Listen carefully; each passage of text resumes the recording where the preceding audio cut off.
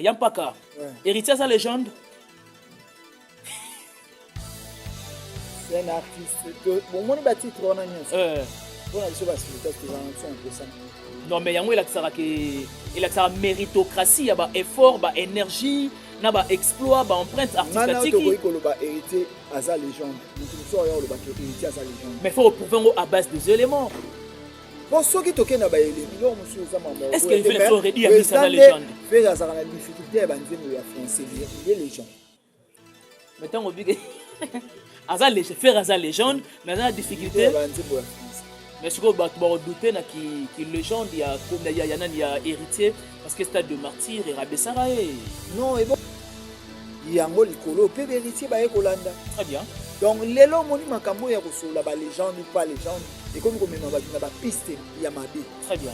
Non, mais ce qu'on a vu sur la civilisation, on a vu sur la mais, oui, on a reçu beaucoup des insultes à propos d'un chanteur, monsieur le chanteur qui est héritier Wata. Vraiment, on est sur le bateau. Très bien. Caractère pour alphabet ça pas si pour la consonne na voyelle des en difficulté na elle est vengeso na tozo yebisa bino ka ke na binisa idéologie monto kana so batela artiste na on na batela mais na moni moi sonyo et comment le moi photo ya na sila on BIMEF TV, une autre façon d'informer et de communiquer. BIMEF TV, une autre façon d'informer et de communiquer. BIMEF TV, une autre façon d'informer et de communiquer. Nous exprimons une grande jovialité, chers internautes et les abonnés de BIMEF Télévision. Vous le faites tellement bien de pouvoir nous accompagner à partager nos émissions, mais aussi à liker et puis à suggérer quand bien même il s'agit. Salut et bienvenue, c'est le vôtre Ben Mavembo, messieurs les positivistes.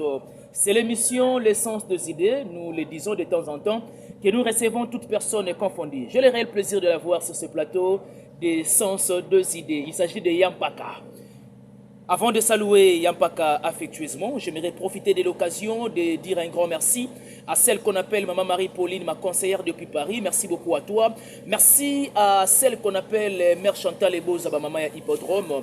Merci également à mon vieux Miguelito Koumbe Viti, à Amour Kitoto. Un grand merci aussi à la couple social Alphonse Massakouba et Mère Patience Massakouba. Jour J-4 avec Héritier Watanabe pour affronter Dôme de Paris. Ismaël Ebalo, le généré de London, et on est ensemble. Merci à toi. Et merci également à Mère Judith Mpoko et Mère Véronique Mpoko. Mère Béamiezi, Beauté Nakati Yababoté. On est ensemble. Il est bel et bien à ma droite et il s'agit de Yampaka. Que je profite de l'occasion affectueusement et chaleureusement à qui je dis bonjour à toi Yampaka. Bonjour, bonjour, bonjour. Bonjour Naba Spiritas et puis Bamilomane à la bonne musique. Nous aussi vraiment pour s'abonner à la chaîne, pour partager, pour liker et ça l'a bien navigué. Maison Blanche boutique Maison Blanche d'habillement donc et puis il y a Iris Obama na agence Mamutu Kitoko et puis PDG Mani Mwindo s'abonner mettre cette balébele porte-monnaie magique s'abonner puis Guy Mangovo alongola Congo amema na Djobour donc biloko bio wana na restaurant na Dimitri na bige Yoli Chala ko batu tout vraiment au balingara héritier wata toto vino atembeti ke bokana loya depuis c'est l'affaire des millions vraiment achetez vos billets. Rendez-vous au Tolobaki Yango Ekoki. Rendez-vous au Tolobaki Yango Ekoki Yampaka jour J-4. Ouais. C'est vrai que jour J-4, mais bah Mirmi réseau Bima. Et le mardi, mercredi, jeudi, vendredi, samedi. Jour J-3. Jour J-3. Faut déjà, voilà. Ok, tout on va jour J-3 et quelques heures. Yampaka, qu'en est-il de l'évolution Mambo Italie? Déplacement, il y a au Batikali jusque-là. Non, on a confirmé en haut. Et pas Batounian sur la team Wata. Deuxième délégation Ezali. Ok. Donc la team c'est la force. Navigue CG Chali Rubenga. Bon, mais ma délégation vraiment junior qui la baxe. Ma maître Gege Moto là bas Ibrahim Doumbia. Donc loi Batunabiso Bazali. Donc tu as dit que délégation on a Ezali. Héritier Wata. Ataka Bongo na ina Batu ya Maïli. Donc Nenge Alobaki. Deuxième délégation Ezali. Nenge deuxième délégation Ezali. La. Donc tu es monsieur Zokota Msuka. Première répétition à M. Zalilo. Voilà, on en a parlé précisément. Ils ont vraiment tombé. Si tu es à la deuxième délégation, deuxième répétition baomona ba danseuse na bango ba chanteur na bango ba bassiste na bango orchestre au grand complet ba osala donc wana ils la suivi na yemoko le CG donc Tchali Mbemba muto ma délégation ya libale donc toza pressé toza pris et puis to sali ba mamu oyo na ba norme oyo ke toyebi nous sommes sûrs que visa eza mokili na biso Schengen est compliqué la team Watate na ba déplacement hein. Boza ba concurrent a fallu d'une part. Non, nous sommes organisés. Tout ça, il y a 21e siècle. Donc, boza il y a 21e siècle. Donc, l'orchestre est une entreprise. Entreprise, il faut avoir un compte bancaire. Très bien. Donc, tant que l'entreprise est dans les normes, les musiciens, il faut avoir une fiche de paye. Donc, tout ça, il y a donc, il s'agit juste des questions, des petits détails. Donc, les détails, ils ont distingué la team Ouattara, le mouvement. Orchestre. Voilà place ok batu batia tembete so ba yoki lisusu batu ba olongwa 25 bazo ya Paris muto atia na première délégation vous avez combien de personnes s'il faut estimer 18 personnes plus Goga 19 donc na 25 au bazo landa la team na batu mususu ba yaki privé po biso na toyesi batu olongwa ici donc ba surprise ezali ba ye concert na Paris ba surprise ezali ebele surprise na loyembo surprise na danse et puis surprise na ba fanatique. Surprise n'a pas fanatique, mais il y a un problème. Babi qui est la musique, ils ont lancé une invitation. Et pas il y a collègues artistes. Nous allons s'attendre qu'à quoi même le code de popularité. Mais vous avez jugé bon, il y a même la biso, il y a Robinho. À la compter parmi les invités, il y a Dom de Paris. Est-ce que Robinho a une foule? Ok, la team Watt a pu compter sur Yango. Vraiment. Tout ça, un problème, l'être Z d'Amérique, nous ne sommes pas des faibles. Qui est au Koïko Benga Moutou, tout ça, boss solo, Atomboula. Voilà. Et ça, échange culturel. Voilà. Biso to bengi si Robinho parce que to ebi ke to rubeta nzembo na biso oyo ezala nzembo ya succès ya vie ya Robinho oyo ebimisa na musique. Asaka solo vocal moko bolingo eza poison mortel. To bengi to sala échange culturel wana et non aya ko abakisela biso un plus na ezali ke ba fanatique ba mona Robinho même scène na héritier kala ba ko découvrir le susu yango mais na part oyo ke muto la biso batu biso te bon boyebi batu basala yango boyebi batu basala yango banani basala yango bongo pona ba featuring batu pona ba disque na bango ezwa po ba bengi batu apa ba traiter na mboko ba traiter Fali également qui aza parmi batu apé sarambongo pona ba featuring wande naza informé na ngote mais nga nazolo ba mingi pona part ya la team Watt biso nde to wana mutu pesa mbongo te pona featuring biso pe to bengisa mutu te po atia biso kwa to bengisa ki Weranson etant que papa première bâtissimo ya mwana na ye qui était la scène musicale premier concert ya héritier officiellement Batouba ya bo to zara na Olympia de Paris ezalaka te kasi ya mwana monique trésor congolais pe na ba sortie médiatique na ye dans ses émissions azolo ba ki héritier jusque là aoye bateka za na carrière solo pour tambola na ba beki ya maison mère précisément de Weranson beki ou rien ya maison mère ezake tangu to banda musique to banda na maison mère o héritier sala za bassine de reconnaissance très bien envers Weranson mais Weranson a botika héritier te azana combien de bana o aboti musical bon oh le lope misusu ba comme ça vie ennemi misusu ba yemba ba mais il a beaucoup plus d'affection à héritier que parce que il est le seul chanteur au asala na 17 ans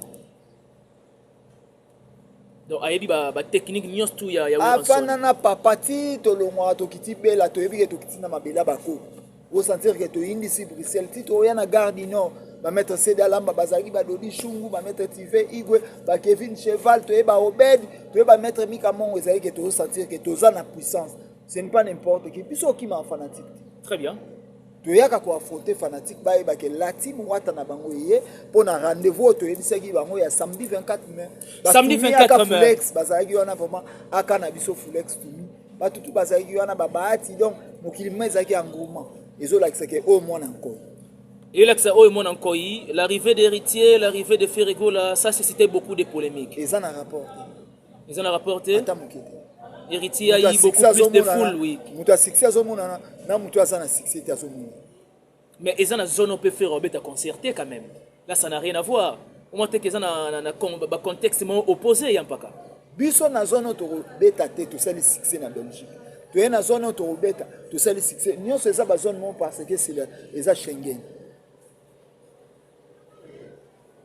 Nyo c'est ça Schengen. Mettons votre traité bino que bozo te ka ba billet confusion ezali na tableau ou est déterminaka achat dans le reste ya ba billet. Est-ce que tu peux nous expliquer un peu des mots réalité tout le monde disons en face parce que autour de bango jour J moins 3 dans quelques heures. Mais dans le lobby tout ça un problème où les gens ne comprennent pas. Ou est-ce que phénomène annulation est là? En principe. Oui. Mais si ko biso le lo so phénomène annulation est parce que vente na biso ça OK. Et puis aux Congolais il phénomène congolais lingo ça le même jour. Ngana opé to za même sous ba fête. Le soir. To za na mbongo mais to so mela mwana ilamba fête le même jour. OK. Kena utiliser na mbongo a. Donc c'est ba spiritas baza na comportement wana. Non, ba mélomane il y a la bonne musique. Ba spiritas baza ba mélomane il y a la bonne musique. Ba yo ka disque ya mutu nyonso mais ba sepela na disque nde ya koka. Ba mélomane il y a la bonne musique nyonso ça. Ba sala tozo beta d'homme de Paris et non pour les spiritas. Ce que beta on a pour na ba spiritas to ba ke batu boyate, c'est pour les spiritas. Tozo beta yango pour tout le monde. Donc pour les mélomanes de la bonne musique africaine, voilà. Tozo beta yango pour na bongo exact concert que pour na ba spiritas. Mais ezali fête ezali na ndako na biso. Ba spiritas il faut ba manifester. Faites ça nanda kuna bino oyo senga ki ba spiritas ba se manifester bango modo d'abord baza ba exemplaire et puis le reste ba fan mususu oui et ba tendance ba beta c'était Guigui Arabiola Kolokop Ibrahim Doumbia maître Gege Motepela et puis na ozonga na major Saïdi ba tout vraiment ya yangoma to bi récit de Jésus total tout ça on a HB Molobeli et puis HB toi aussi également je te salue. Na bi tout ça on a vraiment j'ai besoin de vos conseils. Tous les fans vraiment nous sommes concentrés pour un concert na biso. Sur tali lelo il y a des insultes pour na héritier wata monsieur le chanter. Ils ont considéré biso te parce que tu es héritier aza winner. Non le vainqueur. Aza winner. Donc au beta yes. Au beta tous les deux équipes vont-ils marquer. Au beta un avantage à moto, un avantage à moto. Donc tout ça on a beau continuer d'insulter na bino. Pour la publicité. 3 albums déjà na marché, héritier AJG bon, et on peut s'appeler orchestre album Nabango. 3 albums, déjà deuxième réalisation précisément na Paris. Quelles sont les émotions que vous avez éprouvées pour Nayango?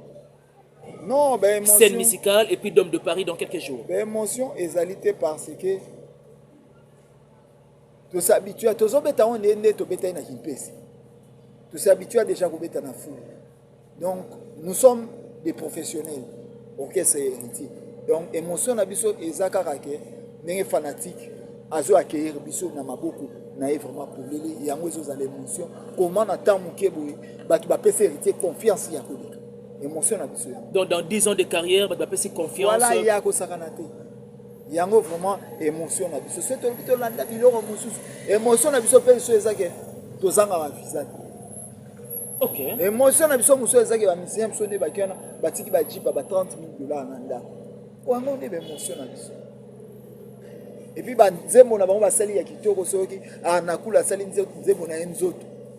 Donc nzoto so na album ya groupe voilà, la team Wata. Voilà so pimi nzoto na butu na tongo ikomi kanda voilà. So sali nini? Obengo nzoto na butu na tongo ikomi kanda. Ouais. OK. Ouais.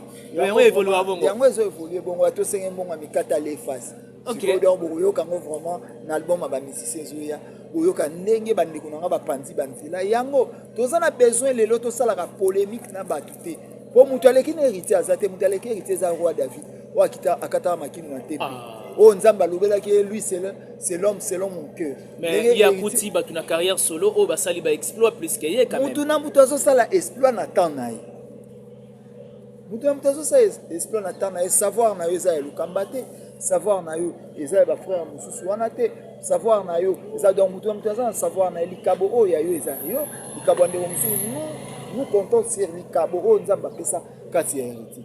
Donc sans oublier nazo ebisa ba spiritas vraiment ya Brazzaville nyonso toza na marche vraiment donc marche de soutien et kozala le même jour ya concert nayebi ke Alfred Fataki toza wana tokozala wana vraiment Joe Mondele président Papson mwana poto non baspiritas nyonso oyo ya Brazzaville toza na marche après yango totala match place. Et voilà, s'il faut parler, tout ça toujours dans même, y a même contexte, il y a Mamotali concert. Héritier Watanabe le 24 mai, na Dôme de Paris, à titre de rappel. Il y a pas 14 là et concert on a couleur nini. Na ndenge yo ebeli héritier. Na couleur et à monsieur le chanteur et puis na couleur et à chaud. Tu sais pourquoi on a tourné aux questions? Ouais. Parce que je me rappelle à l'ici, il y a concert, il y a la scène musicale, il y avait eu trop de doléances. Héritier faut me souban Nzembo ya sika ya chemin de la gloire voilà, ainsi de suite. Voilà. Ouais. Donc eza fanatique asa trop compliqué. Très bien. Donc torosenga na ba fanatique tango bozo za la exigeant bozo la temps. Voilà. Vraiment 18h bozo. Mais les lopes par moi on joue quand même moins 4 heures chronométré, oui, c'est ça. Na Dôme de Paris c'est combien de temps? 4 heures du temps. 4 heures du temps. OK. Donc nazo senga na ba fanatique bozo la attend. Eza na mutute ke ya bungisi tum. Donc dès que orchestre so banda boza. Donc nyonso ezate na rataki non. Toza na posa na bino bo ratete. Toza na posa bo consommer artiste na bino o bolingaka. Concert wana eza po na héritier eza po na bino. Vous en avez besoin. Vous mona sous la team wata na bino. Yango moni ba président de Zika Bushkop, maman Regine Lunga, ba tutu vraiment bazawana na ebike ba sombi ba biye na bango, ba ponti ak pongo, ba tutu vraiment ba ozalana na ebike. To pesa la bonne musique et puis et vous allez haute et en couleur. Pardon? En couleur et haute. Ah, voilà la team Wata. La team Wata. Deuxième concert. Nous c'est la qualité. Et pas héritier, exigence c'est la qualité. Ça donc ce babé tatin, faut babé tatin. Torobongo. Et maintenant la live.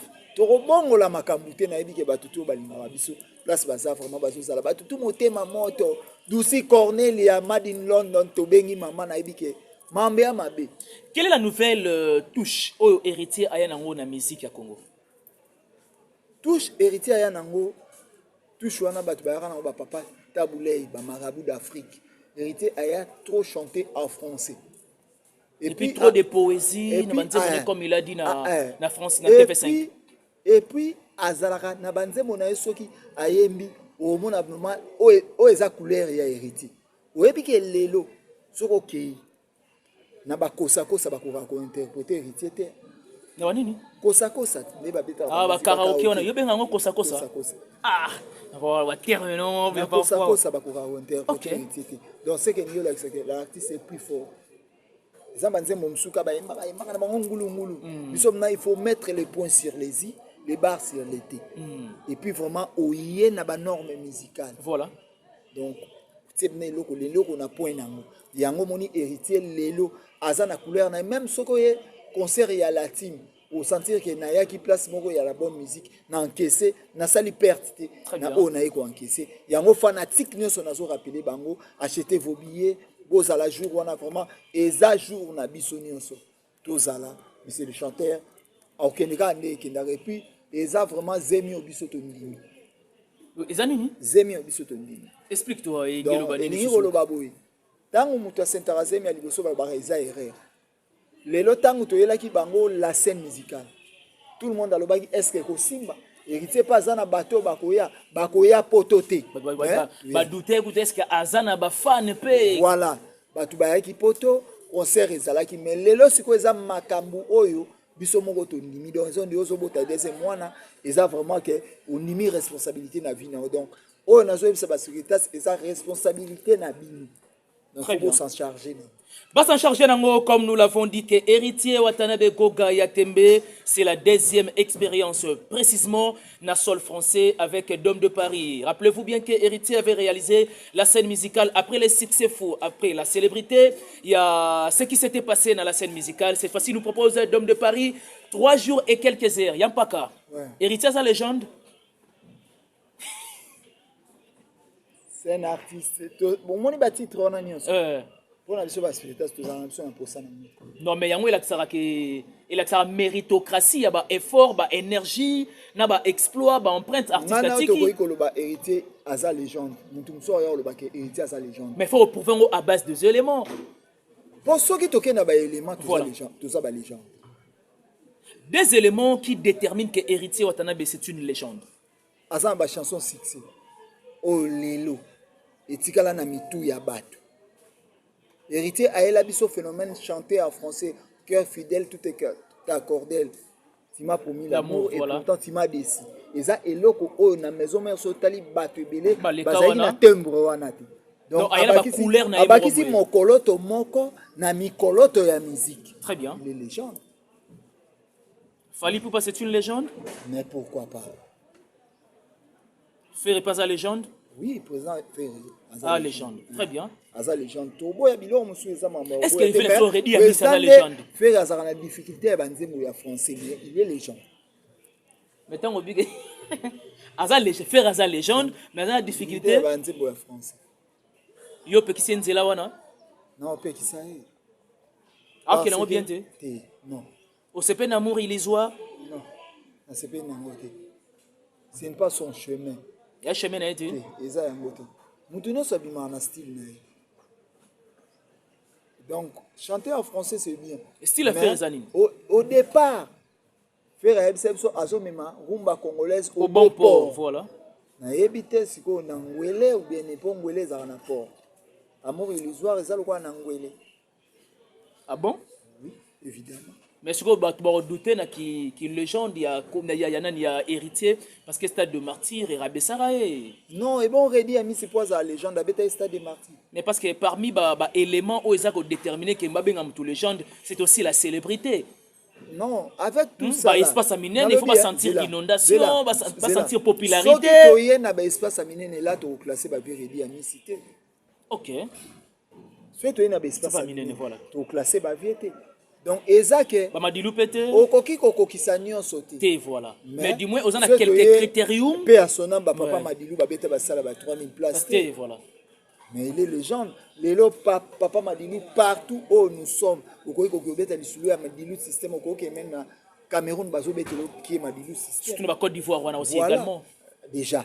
Aza muto a marqué aza biloko asali o etiki ba histoire na musique congolaise et puis africaine et puis entière. Yango likolo pe héritier ba ekolanda. Très bien. Donc lelo moni makambo ya kosola ba légende ou pas légende et comme komema batu na ba piste ya mabe. Très bien. Non mais ce ko pona biso ba spiritas pour ça na biso ezaka héritier wata a gagné place au ya za nango lelo. Héritier za na place au ya mutu ça le deuxième le premier le huitième le 12e. Mais du moins il est présent dans la musique. Il est là. Dans abimisa album na ye mokile so la resombaka yango. Voilà. Yampaka, c'est un réel plaisir de t'avoir sur cette émission. En tout cas, lentement et sûrement, nous attendons au terme. C'est vrai qu'on a pas mal de choses à développer, oui. Grâce Kakwate Barbara, petite sœur à Motozo, grâce Kakwate. Grâce Kakwate Barbara, petite sœur à moto. Je te salue. Boakelangaï, Maman Marie-Pauline, conseillère Yaben Mavembo. Allez là au fort. Maman Marie-Pauline, là où tu es, oza maman nabiso, oza grande sœur nabiso, oza sœur nabiso. Voilà. Nzambe vraiment azala na yo ebele, maman conseillère ça nous pas moins. Dès to zabo na kolo beloko mo wemsu na moni normal et voilà. normal. Faut batu bazara tout toujours na ba reproche. Omoni loko eza yango te, omoni loko eza yango te voilà. Voilà. Faut ba maman Marie-Pauline bazala. Question moi ya suka vato kabona parce que c'est l'émission l'essence des idées. Est-ce que na année peut tous na artiste ba sali ba année blanche. OK bana ba date te obeta. Libanda mboka. Bango bazala sona le bon ba funda nga pas junior qui la bague. Tangla ka des artistes pardon. Des artistes. Na boy. Oui. Donc bango bazala boy. Na koloba na lobi makambo eza vrai. Très bien. Mais bazonga na bureau voilà. Yango lokola. Ba moi cautionner ma na bureau. Lokola na la team toza na sens ya polémique. Voilà. Mais j'ai à parler. Naza na maki na maboko na okalinga ngo dimanche na lundi. Oza na maki na maboko. Maki. Donc toi et moi après la scène, après disons Dôme de Paris, il faut tout le cadeau. Tu planifies ça, le décryptage et un concert alors. Ça vendredi, na ozonga lundi. Ozonga lundi. Na kepo na marche de santé na biso. Ah d'accord. Il y a ba spiritas vraiment, les diaspora tout ça nango. Na bi que ça na sisi yango na ozonga lundi. Lundi pendant na asira msu. Na première canon na za, ti 12h tout ça l'émission. Ça mamba oloba et belé. Mais oui que lelo on a reçu beaucoup des insultes. À propos, il y a un chanteur Nabiso, monsieur le chanteur qui est héritier Wata. Vraiment, on est sur le bateau. Très bien. To bang arabinoté. To lingarande ba caractère nabinoté pour alphabet ezalaka mpasi mpona bino baconsonne na bavoyele bozalaka na difficulté na yango eyali evengeso mais tozoyebisa bino kaka ke nabimisa idéologie moko toyoka na soni batela artiste na yo nga na batela yango mais namoni mwa soni yango ekomolongwa ifo toya na sila honte bokima na soni boya na c'est la honte. Oh. Mais pas c'est un peu flou.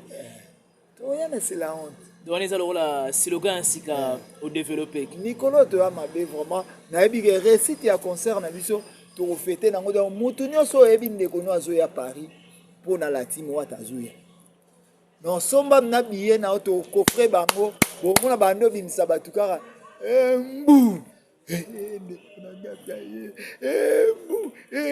yo pe ba surprise eza to osika totala bino to osika soni ya mokili na biso te soni ya nde mokili na biso bato babanda koyoka soni depuis sega mobutu soni ekoma répétition donc nous sommes là. Oh bato banayoka soni na époque ya mobutu lelo soni ekoma répétition mpona bango. Ah bon soka yoki soni mo yeli kuti nayoka ya minene koleka oyo. Ça c'est profond, hein? Yampaka, c'est un plaisir de te voir sur cette émission, l'essence des idées. Merci. Nous sommes pratiquement à la fin. Qu'est-ce que les gens peuvent retenir dans le passage d'ailleurs? Et Héritier Watanabe, c'est samedi, c'est week-end. Les rendez-vous est maintenu. C'est vrai qu'il y a eu quand même des contre-campagnes, que concert est zaté, mais en fin de compte. Ouais. Et tout. Le seul musicien congolais au hasard, nerf solide, c'est Héritier Watanabe. N'a pas propos ni en sort, tu vas tenir. À ça, il est en sortie médiatique. Nakobeta kaka o basolo baboye non et puis to fini pe mututé eza ba concert ebele na bino musala moko ba frère na bino ba ebele bazolo balobi ba n'importe quoi ebele mais biso oza l'essentiel tozo sala oyo tozalaki nango to sala le 24 mai ça va na bike ça va inda tout le monde ozala na bike Rodrigue Kipanza ozama parvi bo sous le jogo ballon et ben et puis Carlos Bila Emire totokani so na yé vraiment. Il connaît les ballons et les ballons aussi, il lui connaît Oscar Maritou, millionnaire à Kilote. Et puis, Carlo Boutique Pomba Swag, c'est un manager qui s'est habillé, il a tout, au balingara la bonne musique. Tenez-vous prêts car le samedi est proche. Donc, tenez-vous prêts car le samedi est proche. Il n'y a pas qu'à dire à 3 personnes à dédicacer pour jeter complètement. Donc, on va tout dédicacer les sous-sous. Petite sœur à moto, grâce à quoi tu es vraiment. Fazara yende mna conseiller nga trop ya eloko ça les erreurs maman zoni petit nanga c'est que pour un conseiller na yo c'est une bonne chose na soli de mabebo habité ya yo soli yango na ebike batutu o balinga nga Gracielio Kayata je pas ndor na zokatisa braza na ebike Gracielio Kayata to sara nde to sala wana na ebike to sara nde to sala wana et ça la nga bien pour un système donc batutu na pesi bango mote puis lettre Z d'Amérique zetekeno ya ye ratarate lettre Z na teka boye na okatisa na ngai et puis c'est na ye vraiment l'homme de test José Longondo na zokatisa na tebu donc nikolo ekoma basi naïf sayo. Merci beaucoup Yampaka de t'avoir sur cette émission l'essence des idées. Merci pareillement à vous aussi. Bon vent pour un concert il y a le 24 hein. Merci. Bah courage, bah plein succès et réalisé déjà. Donc à la terre dimanche à Naïbike. Bémissionnette ba obenga pe. Voilà justement. Baton ba obengo ezaka omoni bango wana omoni bango mais biso ya bato ki pete lelo ba billet otoyeba ke teka makana ba Fnac et puis là et comment teka mana ba restaurant biso lo. Mais ça a juste une manière il y a ba stratégie quand même. C'est soupe à Thomson ezua. C'est nini? Soupe à Thomson. Sur ezua et quoi il y a échanger couleur. Tout est bien qui finit bien. Merci de votre attention soutenue particulière. Merci à toi JMK derrière la caméra et du côté réalisation. Merci à la noblesse oblige Mavembo, futur médecin, la grande sœur de Johanna Gladines Mavembo, de Bensi Bazong Estrella Mavembo et Nirvana Mavembo. Merci à mère Chantal Ebosa, maman Hippodrome le 19 juillet avec Kofi Olomide, la légende vivante. Et un grand merci également à cher cousin Andy Bopinda, les simplificateurs.